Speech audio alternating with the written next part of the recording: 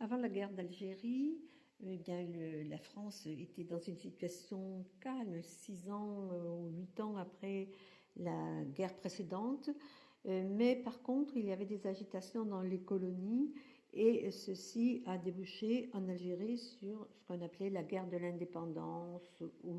Et d'ailleurs, on disait la résolution des conflits, les événements de là-bas, mais pas vraiment la guerre. Alors, pour moi, avant la guerre, la vie était tranquille. Pendant la guerre d'Algérie, j'ai été très fortement touchée, surtout vers l'âge de 8 9 ans, et ça a duré jusqu'à 14 ans pour moi, entre 6 et 14 ans, parce qu'on en parlait beaucoup dans ma famille. Mes parents étaient dès le début pour l'indépendance de l'Algérie, ce qui n'était pas commun en France, chez les Français, qui voulaient maintenir vraiment l'Algérie française. Donc, évidemment, ça a changé dans l'opinion, mais dès le début, mes parents ont pris des positions pour laisser leur terre aux Algériens. Et donc, ça me marquait beaucoup parce que parfois les parents, mon père avec des amis, allaient essayer d'arrêter les trains des jeunes soldats qui étaient obligés de partir en Algérie. Et par la maîtresse, je me souviens en CM2, nous avait fait un petit topo sur la guerre d'Algérie en insistant sur le fait que c'était une colonie française, un département français. Et moi, j'avais pris la parole dans la classe pour expliquer mon point de vue, qui était le point de vue contraire, que c'était le pays des Algériens qui vivaient là-bas. Et elle avait convoqué ma mère, d'ailleurs, pour mes propos. Bon, enfin, ça s'était bien passé. On avait trouvé que j'avais donc des idées arrêtées, déjà un peu politisées, et même beaucoup, parce que vraiment, on en parlait beaucoup à la maison. Alors, et ça rejoint un peu les dernières questions, mais tout est un peu mêlé. Il y avait beaucoup de divisions au sein des familles, et dans notre famille, effectivement, les gens étaient plutôt suivaient le mouvement et suivaient De Gaulle et étaient pour, au début du moins, et pendant quelques années, pour garder l'Algérie française. Donc ça faisait quand même des discussions de famille, des conflits presque, au moins oraux. Et d'autant plus que dans ma famille, on était fortement impacté par le départ de 2 soldats. L'un du côté maternel qui était chasseur alpin et qui faisait son service militaire et qui a été appelé à partir dans la région d'Oran. Mais il a eu la chance, si on peut dire, d'être blessé, mais je n'ai pas trop de certitude, à la cuisse, je pense.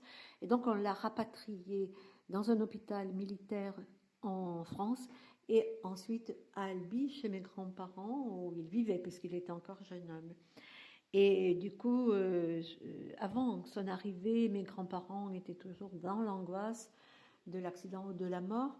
Et ils avaient déjà vécu 2 guerres et cette guerre les angoissait beaucoup. Ma grand-mère préparait toujours le lit pour recevoir le soldat s'il revenait et ça a été le cas. Il est revenu blessé, donc il n'est pas reparti en Algérie, au grand soulagement de tous.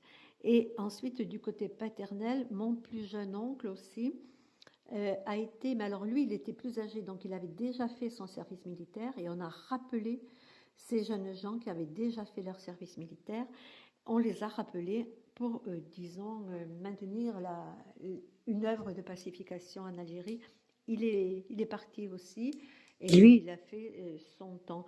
Donc on était tous dans son baigné là-dedans parce que je me souviens pour mon oncle paternel qu'on avait fait une grande fête chez des parents à Mazamet et il était en permission et ça m'avait beaucoup frappé de le voir comme ça pour quelques jours. Après, il devait repartir, il n'en avait vraiment pas envie.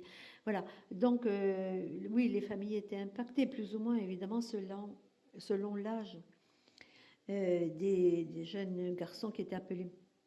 Alors ensuite, pour la suite de la guerre d'Algérie, en France, on a eu les secousses parce que les pieds noirs sont arrivés, nombreux, en particulier dans le sud de la France, mais un peu partout. Et il faut bien dire ce qui est, ils ont été mal accueillis parce qu'il y avait du moins euh, autour de moi un préjugé, parce qu'on pensait que tous les pieds noirs étaient des gros colons riches avec des grandes propriétés, qu'ils avaient entassé beaucoup de l'argent sur le dos de la population arabe Et ils avaient tout perdu, certes, mais on ne mesurait pas. Et il m'a fallu des années pour mesurer le déchirement que ça a été. Et en fait, j'ai compris lorsque ma belle-mère, Claudine, a pris en deuxième mariage, si on peut dire, un compagnon qui était pied noir et qui était un pauvre homme, en Algérie et qui était toujours dans le souvenir de ce beau pays et de ce qu'il avait perdu. Mais c'était pas la richesse, c'était l'attachement au pays. Et donc là, j'ai compris que effectivement, c'était pas très, très facile de revenir, de tout laisser. Ah, ça va.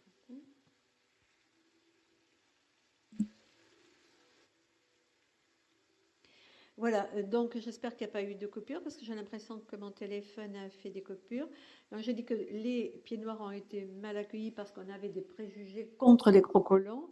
Et ensuite, deuxième catégorie de gens très mal accueillis, qui étaient vraiment les parias, ce sont les harkis, dont beaucoup ont été liquidés déjà avant de partir en Algérie par le FLN, c'est-à-dire par les Algériens eux-mêmes.